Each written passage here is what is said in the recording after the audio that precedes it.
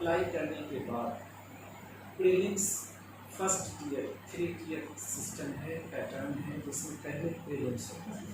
तो प्रीलिम्स की परीक्षा पहले होती है, उसी के लिए आवेदन दिया जाता है, यूपीएससी द्वारा एप्लीकेशन दिया जाता है। फिर जो कैंडिडेट्स प्रीलिम्स को क्वालिफाई कर लेते हैं, नॉर्मली ऐसा होता है कि 10 टाइम्स ऑफ द वैकेंसी उतना को सिलेक्शन किया जाता है प्रीलिम्स। जैसे मान लो 1000 अगर पोस्ट है, वैकेंट पोस्ट से सारे सिविल सर्विसेज डिपार्टमेंट्स को मिलाकर, तो लगभग 10,000 प्रीलिम्स में सिलेक्ट होंगे।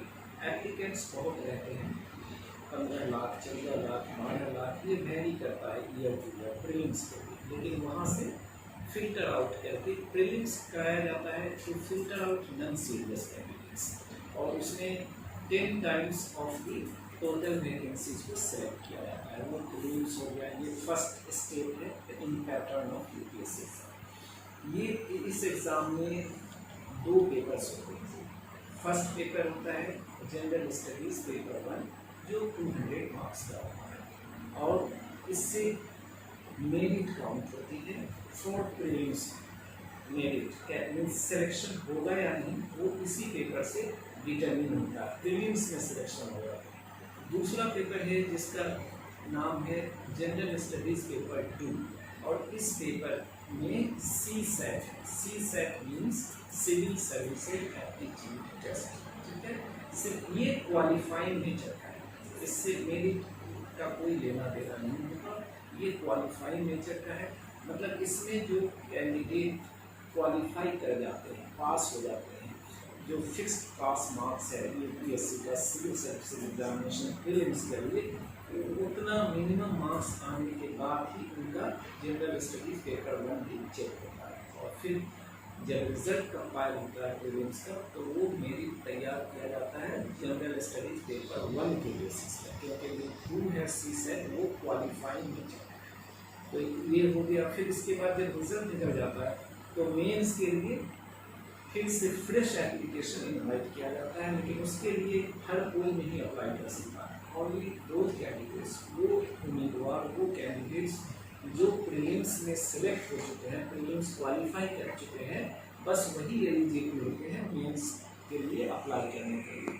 और तब उस समय इस कैंडिडेट से मेंस के लिए जो अप्लाई करते हैं, तो उनसे प्रीफ्रेंस लिया जाता है कि आप 5 साल, 6 साल, 7 साल में, जैसे हमारी महिला IAS पहली बनी थी इंदिरा, तो उनके पहले कई सालों तक कोई नहीं बना, फिर गैप होकर फिर काली टाइम वो IAS बने, फिर गैप हुआ, फिर रॉबिन हीरू IPS बने।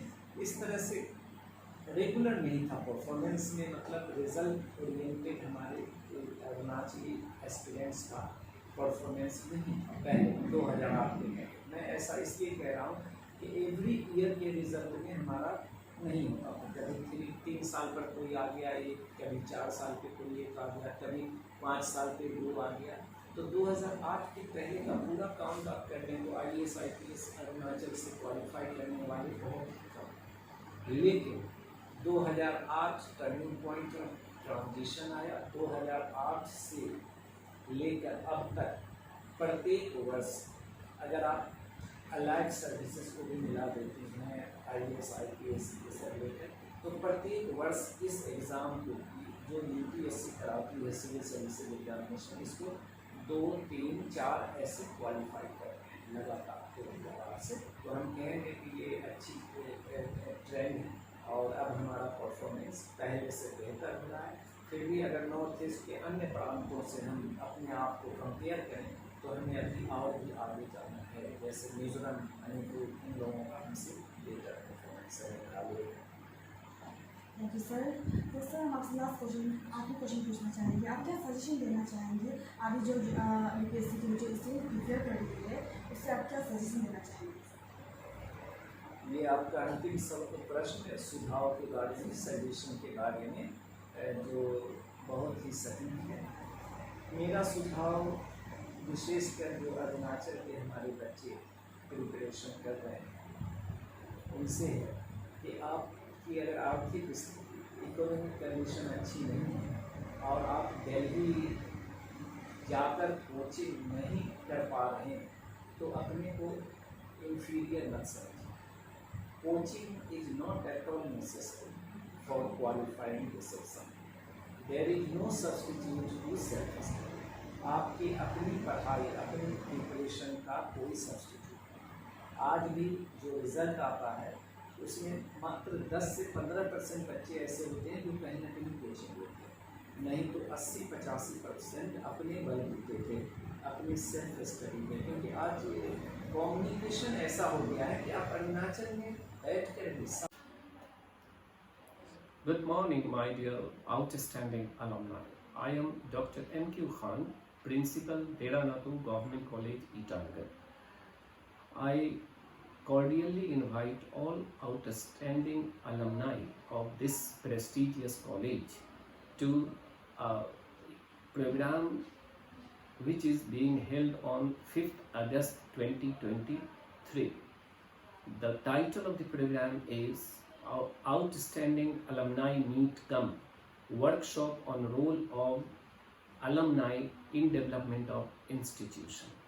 This program has been now deferred finally to 5th August 2023.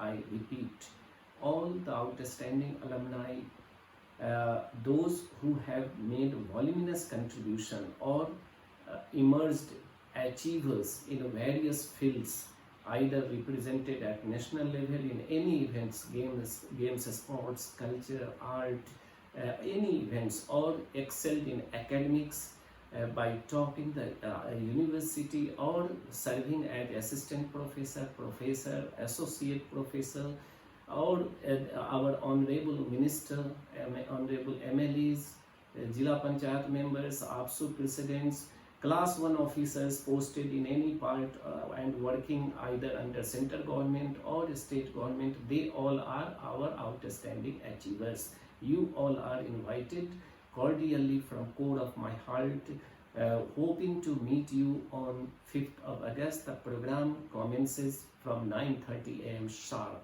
Eager to welcome you, my dear outstanding alumni. Look back to your alma mater, please. Thank you so much.